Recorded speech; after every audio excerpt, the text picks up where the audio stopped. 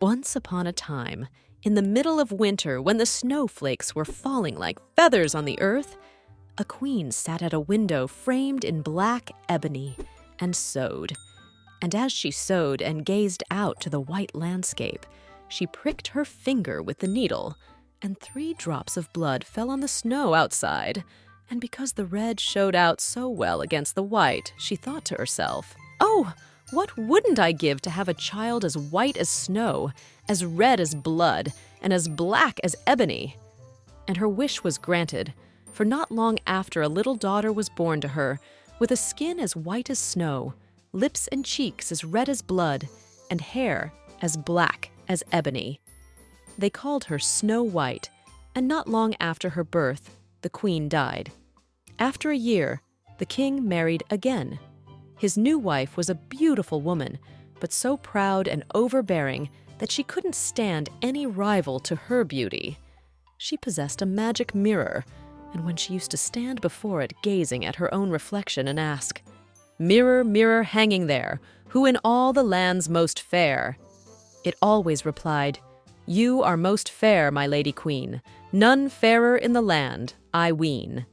Then she was quite happy, for she knew the mirror always spoke the truth.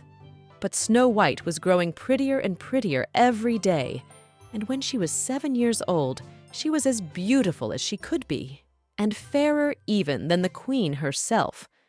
One day, when the latter asked her mirror the usual question, it replied, "My lady queen, you are fair, 'tis true, but Snow White is fairer far than you." Then the queen flew into the most awful passion and turned every shade of green in her jealousy.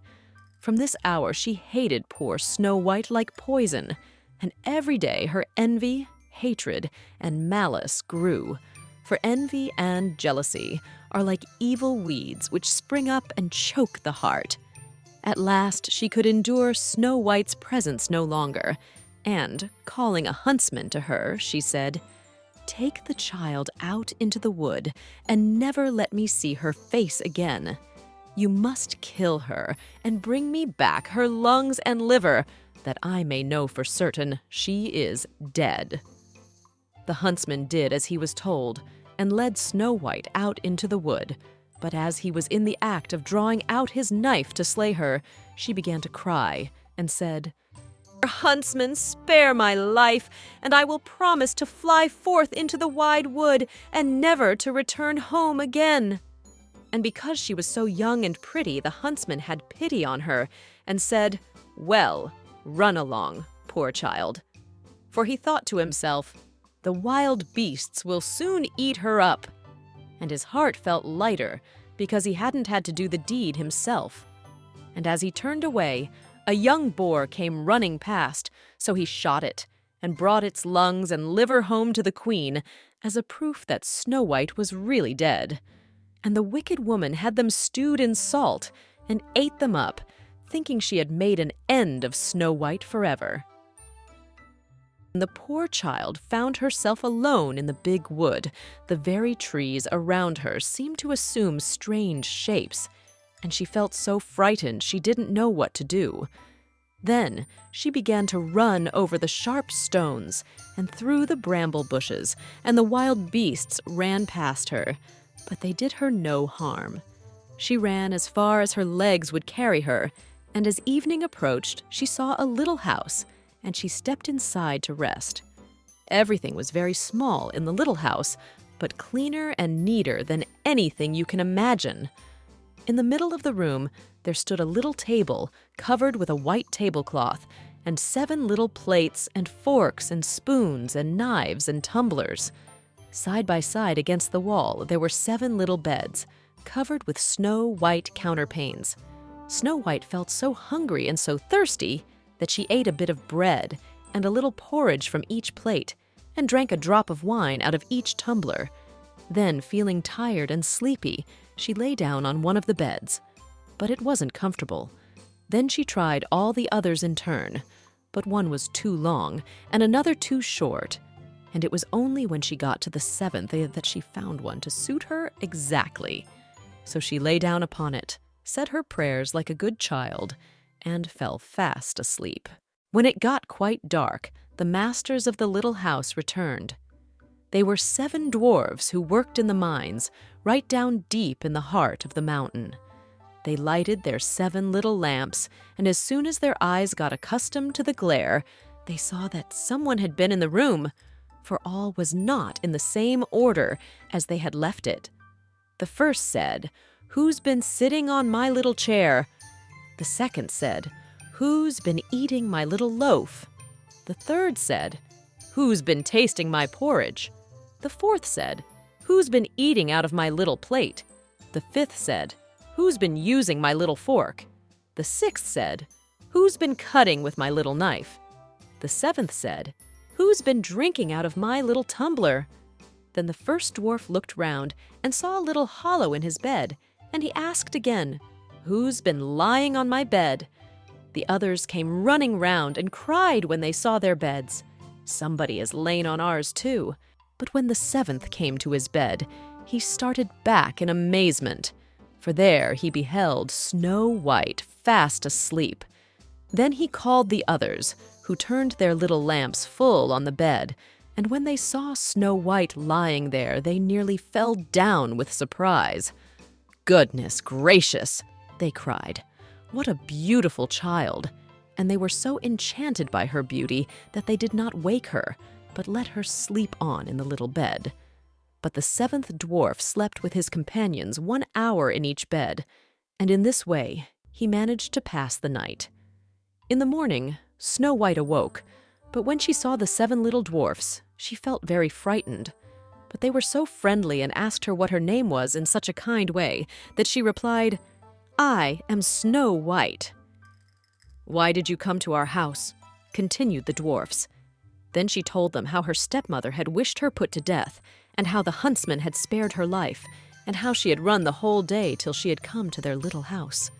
The dwarfs, when they had heard her sad story, asked her, "Will you stay and keep house for us, cook, make the beds, the washing, sew and knit? And if you give satisfaction and keep everything neat and clean, you shall want for nothing." "Yes," answered Snow White, "I will gladly do all you ask." And so she took up her abode with them. Every morning the dwarfs went into the mountain to dig for gold, and in the evening, when they returned home, Snow White always had their supper ready for them. But during the day the girl was left quite alone, so the good dwarfs warned her, saying, "Beware of your stepmother. She will soon find out you are here, and whatever you do, don't let anyone into the house." Now the queen, after she thought she had eaten Snow White's lungs and liver, never dreamed but that she was once more the most beautiful woman in the world. So stepping before her mirror one day, she said, "Mirror, mirror, hanging there, who in all the land's most fair?" And the mirror replied, "My lady queen, you are fair. 'Tis true, but Snow White is fairer far than you. Snow White, who dwells with the 7 little men, is as fair as you, as fair again." When the queen heard these words, she was nearly struck dumb with horror, for the mirror always spoke the truth, and she knew now that the huntsman must have deceived her, and that Snow White was still alive. She pondered day and night how she might destroy her, for as long as she felt she had a rival in the land, her jealous heart left her no rest. At last, she hit upon a plan. She stained her face and dressed herself up as an old peddler wife, so that she was quite unrecognizable. In this guise, she went over the 7 hills till she came to the house of the 7 dwarfs. There she knocked at the door, calling out at the same time, "Fine wares to sell, fine wares to sell."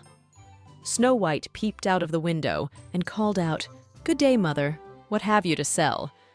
"Good wares, fine wares," she answered, "laces of every shade and description," and she held one up that was made of some gay-colored silk. "Surely I can let the honest woman in," thought Snow White. So she unbarred the door and bought the pretty lace. "Good gracious, child," said the old woman, "what a figure you've got! Come, I'll lace you up properly for once." Snow White, suspecting no evil, stood before her and let her lace her bodice up. But the old woman laced her so quickly and so tightly that it took Snow White's breath away, and she fell down dead. "Now you are no longer the fairest," said the wicked old woman, and then she hastened away. In the evening the 7 dwarfs came home, and you may think what a fright they got when they saw their dear Snow White lying on the floor, as still and motionless as a dead person. They lifted her up tenderly, and when they saw how tightly laced she was, they cut the lace in two, and she began to breathe a little, and gradually came back to life. When the dwarfs heard what had happened, they said, "Depend upon it, the old peddler wife was none other than the old queen. In future you must be sure to let no one in, if we are not at home."